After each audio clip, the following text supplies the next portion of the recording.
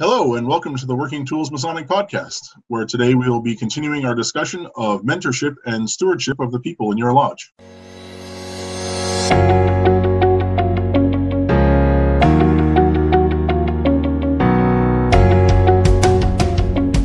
Ladies and gentlemen, brethren all, welcome to the Working Tools Podcast, a casual conversation around Freemasonry. First, it's important to note that our opinions and thoughts are our own and do not reflect those of our Grand Lodge or respective craft or concordant bodies. Please connect with us and ask questions, either here on YouTube or on our Facebook page.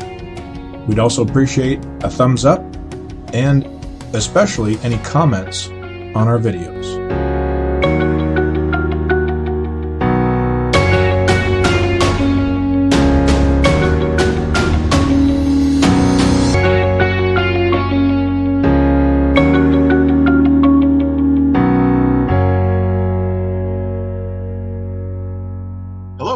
Welcome to the Working Tools Podcast.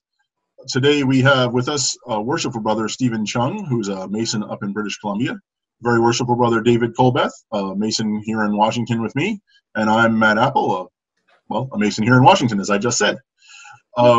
We discussed last time the mentorship program in our lodges, and we're sort of continue that discussion and expand upon some of the various aspects of it. So one of the things that we mentioned last time that I don't think we didn't clarify exactly what it was. Both of our Grand Lodges use a system called the 6 Steps to Initiation, which I know we stole it from somewhere, and I'm not quite sure where. And I don't know if British Columbia started or California or who it was, but it's a relatively commonly used program from what I understand. So I guess the first question is, do both of you guys use it in your lodge? Is it a well-used program in your lodge? David, you look like you're nodding there. Yeah, I guess you can't hear the nod on the podcast. Yeah, I think I don't remember exactly where I think we did steal it from BC, from Washington. Actually, matter of fact, I think we had the BC version of it on our Grand Lodge website for a long time, if I remember correctly. But but it's been around for a long time, and whether who got it from who, it doesn't matter. It's just that it's a great program to use, and I think that we modified the Washington version just a little bit, of course, to be different a little bit, to match up with what our constitutions, our code says. And then I know a lot of lodges kind of modify it a little bit. The idea is it's a framework. It's a process that you can go through if you don't have anything else. Just like we have our Lodge Officer's Handbook, which isn't part of the code or constitution, but it's a great reference. If you don't know what else to do, follow the Lodge Officer's Handbook. If you don't know what else to do when bringing a guy in, follow the 6 steps. It's a pretty and there's still a couple lodges I know out there. I've not recently, but in the last couple of years, I've been to their meeting and they say, "Hey, we got a petition. Let's get that 6 step started." Well, that's the petition is the last step, is the 6th step. So in Washington, the 6 steps are so simple, and people make a big deal out of them, but they're so simple. The 6 steps. The first step is just making contact. Make contact with the new guy. And that's the first step, technically. And there's a series of questions. If you follow the process directly, specifically, there's specific questions you're supposed to ask and specific things you're supposed to do. But just making contact really is the first step. And then, as part of the first step, we provide the Approaching Their Portals, a link to the Approaching Their Portals, which is a section in our we call it the New Candidate Education Program. It's just some basic information about Masonry. So, I've known some people that give them Freemasons for Dummies or some other publication, just something about Masonry, give them some general information to understand what they're getting into. And then the second step and third step really are more one-on-one meetups with that new candidate, with that inquirer. The second step is to give them some information that, hey, have you read the Approaching Their Portals? Have you done this thing that I've asked you to do? And if they haven't done that thing, then are they going to do the next thing and the next thing and the next thing, right? And that's part of the process. Are they going to do the next thing? And so, and have they come with questions? That's the other thing. When they finish reading the Approaching Their Portals or Freemasons for Dummies, whatever you get them, they should develop a list of questions. And then as part of the second meeting, we call it the document called the Traditional Approach, but it's got in there a series of 12 questions. I jokingly say it's not a 12-step program, but it's a 12-question program. And that the traditional, it explains how normally a guy would come into the fraternity because he knows somebody from work or he's a family friend or somebody and they know him. They already know him. They don't need to get to know him. An example I use for people that are familiar with Masonry or, DMLA, Stephen was in DMLA. We've had some guys that have come up through DMLA. We've known them for 10, 15 years as young men as they've grown. And there would easily be, 15 guys in the lodge that would sign their petition right now. Or if you worked with a guy previously, you might say, hey, David worked with this guy for 20 years. He trusts him. He was willing to sign his name. So I don't really know him, but I'll just sign my name because I trust David. And I don't necessarily agree with that. Never trust David. I don't necessarily agree with that completely, but that was the idea. What they call a traditional approach. You've known this guy before. He was a member of the community, whatever. He joined, and you already know him. You don't need to get to know him. But that's what the 6 steps is for. And so the 6 steps is to get to know these people. And then there's 12 questions specifically that they ask, and their questions are designed to say yes to the questions. And if they can't say yes, we had one guy that he got to the part about Masonry being a lifelong commitment. And he said, I'm just not sure about that. And he kind of went away. And so it was fine. He's a nice guy, and he was coming to a meeting. He was coming to our social nights over and over and over again. And I finally said, hey, has anybody ever asked you if you want to take the next step? Learn about what. And he said, no one. I said, okay, well, here's the next step. So we met again the next week and just went through the questions, and he finally got his answer. And, he could still come if he wants to. He has chosen not to. But and then step 3 was coming to a more larger social event and some memory work. There's some memory work involved. We give them some memory to do and to read. We have them read the Charge to the Lodge, which is a nice generic statement about Masonry that says this is who we are and this is who we believe, and do you believe in that? Do you agree with these words? And if they do, then they say yes, we can continue. And step 4 and 5 are really the social. 4 is supposed to be a small social event, come to a meeting, have a beer, whatever. Step 5 is come to a big meeting, and then you're watching him to see, does he get around and meet people? Does he sit in a corner by himself? How does he interact with people? And of course, all along the way, they can do step 4s and 5s, come to social events. I try and get that started as soon as possible to come to bigger meetings, to get to know the people. And then step 6, what I tell people is, hey, you're going to get to know me. I'm kind of the Westgate guy in my lodge. You're going to get to know me through this process. And I probably would be willing to sign your petition because I'll get to know you. But I as much as that's a neat honor, I want you to get to know 3 other guys. And once you've gotten to know them well enough, then you can ask them for a petition or ask one of them for a petition, or you can come back to me and say, okay, what's next? But you should be able to say to them, hey, Steve, or hey, Matt, or whatever, hey, we've gotten to know each other over the last 3 months or 6 months or how long ever it's been. Would you be willing to sign my petition? And that's what people say, well, it's a long process. Well, I think the 6 steps could be, I jokingly say, it could be 6 days, 6 weeks, 6 months, 6 years. It's up to the guy and how much he comes around, how much he's involved. Like that DMLA kid, we brought him in, and I felt that even though he thinks he knows everything about Masonry and knows what he's getting into, he should read Approaching the Portals. He should answer the 12 questions. He should do these things to make sure he knows what he's truly getting into, even though he's been around it basically his whole life since he was like 10 or 11. Yeah, we had a lot of guys coming in that were brought in from guys that they worked with, and we found that the members that were signing the petitions did not really know those people. Mm-hmm. So what we did is we put them through a modified 6-step program, right? Where it was more about coming to meet other people and not so much about the questions and the information, because they had already gotten a lot of that from their friend who signed who recommended them in the first place, right? And but explaining the rest of the process, doing the memory test, doing all these other things with them was what we really needed to do to find out who they were and if they were the right quality of person that was committed. People think that I use it as a scare tactic, but I don't. Right. I tell them, I often get when I say to a new guy, hey, what's the reason for your interest in Freemasonry? Boils down to looking for like-minded individuals to spend quality time with, be social with.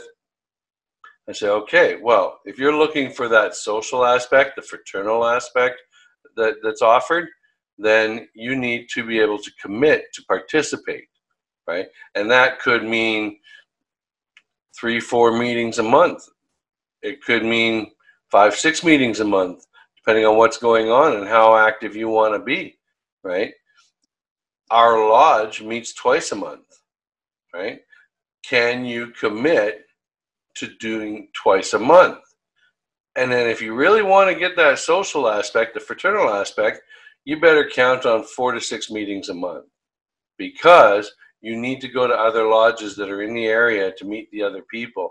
Otherwise, you're not going to meet those people. You're not going to have the fraternal aspect that you're looking for, right? So if that's what you're looking for, be committed to spending the time. And that's not a scare tactic. I'm just being straight up, right? I give them the memory work, and I tell them, when I hold up this piece of paper and they see one full page, and I say, yep, okay, now I'm asking you to commit that to memory, okay? And I ask that of every person I meet, and I'm going to tell you the same thing I tell them.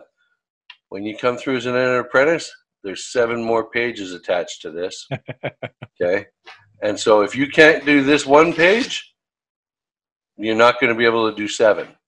But we have coaches that'll help you the whole way through. Even before we get their petitions, our coaches will work with them on the memory test. Because if they can get the memory test, they can get through the rest of the process, right? And do you guys have the memory work test as strict as that? Yeah. No, Matt. Sorry, Matt. Oh. Yeah. So a lodge with which I'm well familiar does not strictly or potentially at all follow the 6-step program. We pay lip service to it, and I think there are guys who do parts of it, like it. It was so nice having Matt as part of the show. Look at how messed up they are. No, it's so we've not strictly followed the program. Honestly, we have this is going to be my next question, but I'll say it now. We have a guy who's kind of like David, who's the oh, you're interested in masonry? Talk to Bob, and so Bob's sort of our what you want to call it, the outward face of the lodge, of people who contact us or go through the Grand Lodge website or whatever. Is that Nygren? Yes. Funny you should ask. The former salesman. Yeah. And I know Bob does a lot of the stuff that's in the 6-step program, but I know that I know no one who has checked on him or asked what he does exactly or that sort of stuff. But people come to meetings and, they petition or they don't and that sort of thing. And it's, to digress a bit, I will say that, so when I joined Masonry, our first kid was this big. She was big enough that I could hold her on my forearm, put her head in my hand and her legs dangled off my forearm, and that's how big she was. She was a newborn kid. And at that point, if someone had said to me, memorize that this page of material, I would have said, thank you very much. and honestly, they probably never would have seen me again. Which kind of brings me back to something we were talking about in the last episode of some of these things sometimes have to be tailored for the individual, and you have to understand I like to think I've made a pretty good Mason since then.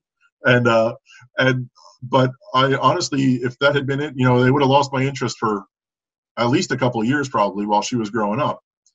And I think that person, that Westgate person, that outward face, has to exercise some discretion and some logic in how they're going to apply any program, frankly, not just the 6 steps. I'm not picking on that by any means. But however they're going to do it, you have to do it in a thoughtful, deliberate manner, not just a cookie cutter manner. Right. Like for some people, when I'm dealing with an older person for our memory test, I only ask them to learn the first 2 paragraphs of the definition of a Freemason, right? 2 paragraphs, that's it. Everybody else, they get 3 or 4, right? But for an older gentleman, first 2 paragraphs. That shows commitment and it shows ability, right? Technically, could you do the same thing with everyone? Sure. But like David said, they use the charge to the lodge, right? Because it has the verbiage in there that describes and whatnot, that they want that message out there. We use the address to the brethren, the ideal of a Freemason, that last 4 paragraphs. That's what we use because that's the public ritual.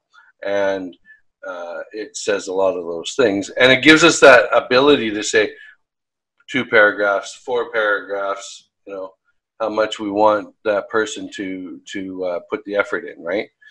So I think you just answered my next question, but Stephen, you said that you generally deal with the potential new guys. I call them in my head, the newly interested man on the street. I am the David Colbeth in my life. I guard the West Gate. I am the guy who runs the 6-step program. They meet me first, and then I put them in touch with everybody else and walk them through the process. And I'm, you know, in my defense, I'm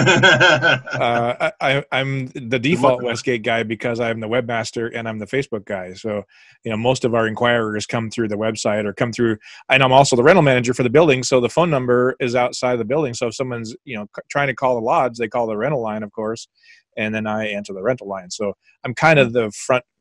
I have access.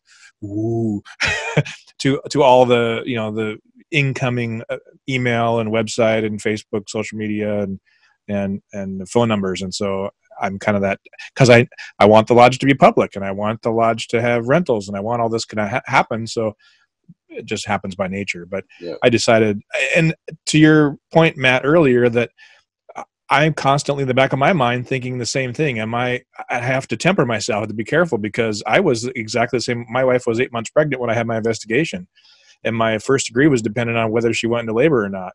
And so I had young kids coming up and through masonry as well. And so it was a decision. And if I had the same thing, if I had to do some of the things that I put these guys through now, I don't know 100% that I would go through it. And so I'm always tempering that in my mind. I don't want to make them do too much, but I want them to be committed. And the people that we've been bringing in have been solid and have wanted it. And there's only been a couple, a very small percentage that don't move on to the next stages. And honestly, what would happen, we had at one point probably 15 entered apprentices in the books that didn't get the 6 steps, and they should have, and we wouldn't have had to put those degrees on because they probably wouldn't have continued. Might have been nice guys, but we wouldn't have had to continue through the process. And so I think on the previous show, you mentioned that Stephen mentioned that in British Columbia, they have a year to get them through the process. And our Grand Lodge just last year instituted that same thing. It's not mandatory that they drop them from the rolls, but there's been an entered apprentice out there for 20 years, 50 years, whatever. Our systems, our books were required to maintain them on the books. And then last year they implemented a process where the lodge could vote to release them essentially from the rolls. And speaking as lodge secretary, that cleans up the rolls a lot, because man, there were a lot of those guys. Well, I really feel like the odd guy out. I was in D. Malay, and my first wife was a Joby. So when it came to joining the lodge and the commitment level and the time level, she was just go, see ya. Yeah. And then when it really got heavy and I was going in to the east as worshipful master of my lodge, I was on my second wife, and thank goodness her stepdad, uncle, grandfather were all master masons, so she was used to seeing a tux going out the door a few nights a month, and said, yeah, see ya, okay, right. And so I never had that worry of not being able to make those commitments and do those things that were asked. Mind you, when I came in, they didn't have the 6-step program going.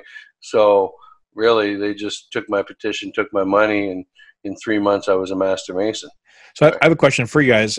and I don't mean to cut off the moderator here and divert the questioning.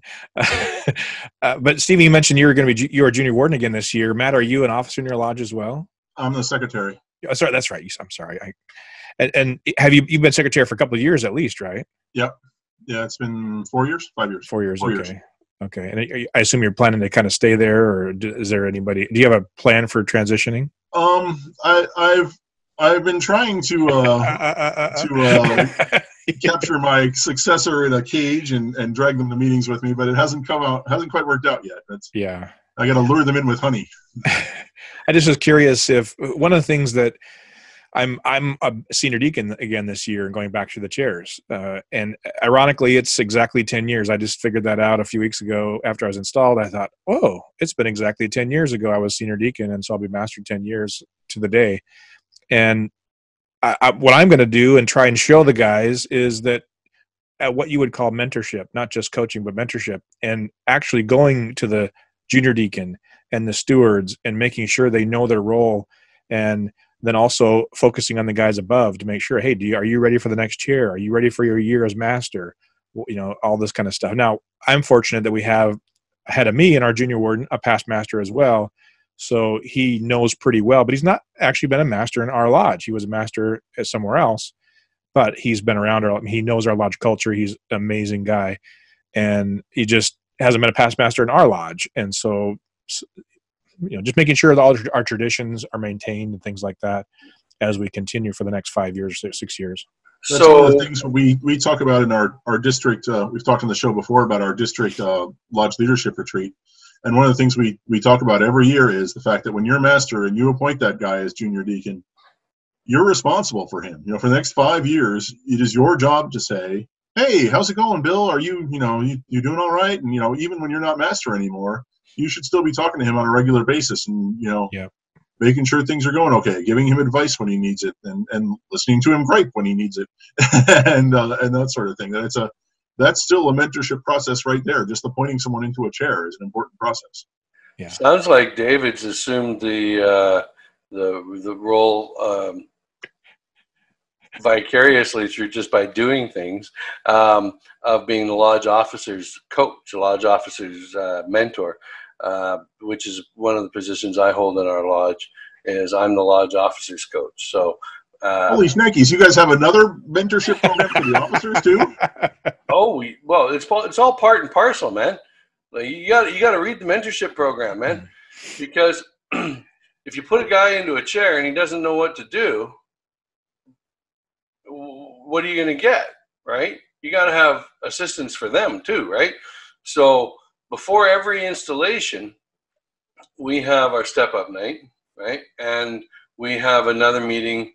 Where I will call a lodge officers meeting of all the officers coming in.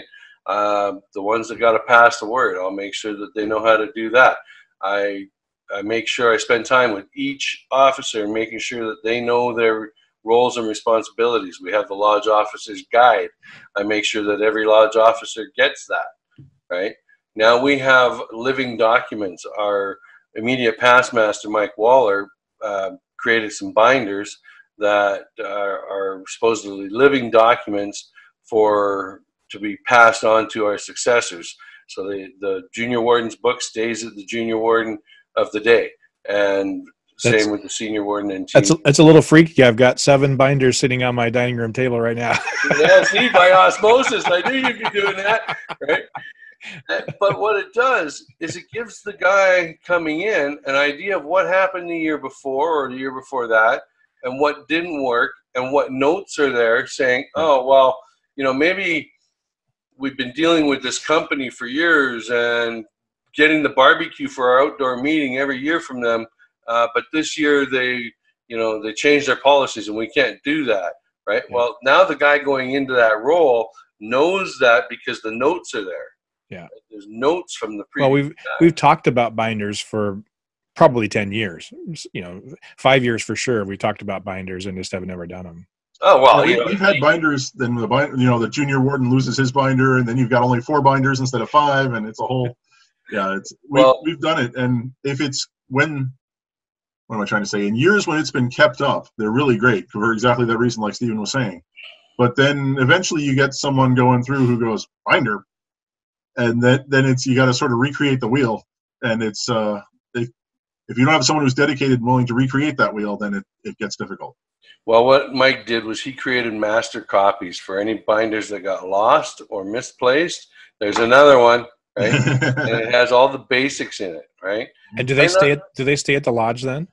No, typically it stays with the officer itself because, you know, they're at home when they're doing their things, right? So kind of hard when, you know, to work from a binder that's at the lodge, right?